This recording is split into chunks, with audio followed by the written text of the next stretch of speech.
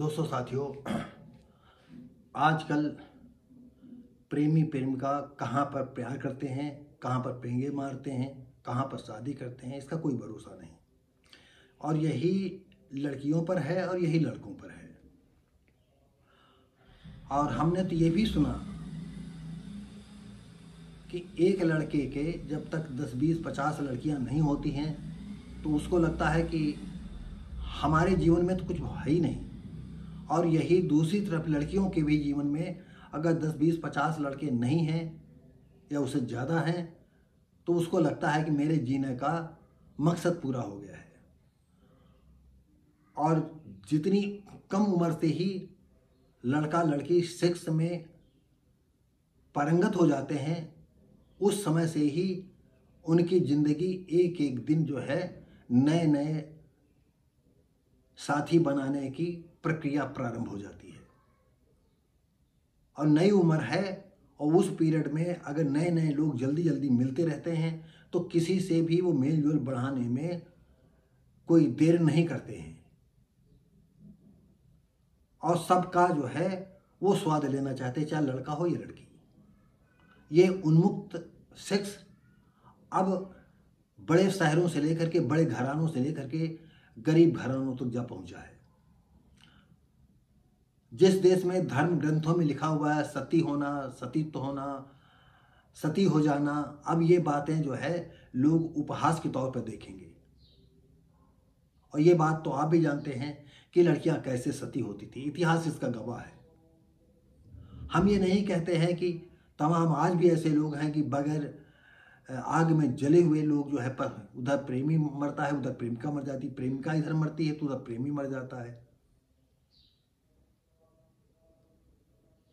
दोस्तों साथियों, एक आपको इसमें हम घटना बताना चाहेंगे। ये कम से कम 35 साल आसपास की घटना। मैं उस समय स्कूल चलाता था। शुक्लागंज की जो है बैकवर्ड के लड़का लड़की थे।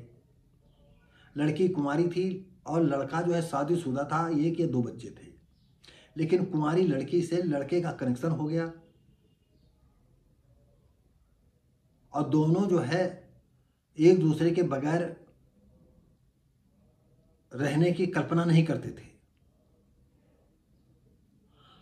ऐसी सिचुएशन में लड़की के घर वालों को, भाई ये इश्क प्यार ये छुपता तो है नहीं। लड़की की दिखनी हो गई, मंगनी हो गई, बारात की तैयारी होने लगी। लड़की ने लड़के को, तब फोन नहीं थे, लेटर लिखाया, कैसे बुलाया, वो मिली तो उसने कहा कि हम तुम्हारे बगैर तो नहीं रह पाएंगे। तो उसने भी कहा हम तुम्हारे बगैर नहीं रह पाएंगे। और लड़की के जो है शादी विवाह की कुछ रस्में चल रही थी और अचानक उनके घर में कोहराम मच गया। पता चला लड़की ने आत्महत्या कर ली। और लड़की कह रही थी मेरी शादी मत करो, लेकिन घर वाले माने नहीं, क्योंकि सामाजिक जाति बंधन ऐसा होता है कि बहुत ही बेढब होता है, जिसकी जड़ें आज भी गहराई से कभी ऊपर नहीं आई हैं। और इस समाज के ऐसे दुष्ट प्रकृति के लोग हैं जो न उन जड़ों को अब भी सींच रहे हैं। और जब लड़के ने खबर सुनी तो लड़के ने भी आत्महत्या कर ली। उसने भी नहीं देखा कि हमारी पत्नी है, हमारे बच्चे हैं। और दोनों की लाशें उन नौचीर घर में मर्चरी हाउस आई थी। हमने दोनों चेहरों देखा था। लड़की अनमैरिड थी, लड़का मैरिड वाला था। तो दोस्तों साथियों, ये तो प्रेम कहानियां हैं। तो आइए हम प्रेम कहानियों के सिलसिले में जो है और आपको बता दें। लड़का कहीं सर्विस करता था, वहीं लड़की एक थी। दोनों कंपनी में दोनों साथ ही काम करते थे और साथ करते करते दोनों में इश्क हो गया, प्यार हो गया, साथ जीने मरने की कसम खाई। इधर लड़का छुट्टी ले करके आया, लेकिन बीच में अपनी प्रेमिका से बात भी नहीं किया। प्रेमिका को पता नहीं कैसे क्या हुआ, उसने कहा हम चल करके देखते हैं क्या बात है, हमारा फ़ोन भी नहीं अटेंड करता है। यहाँ जब आया तो उसकी बारात निकलने वाली थी। बारात की यानी बारात विदाई होने वाली थी, यानी घर से बारात निकल रही थी।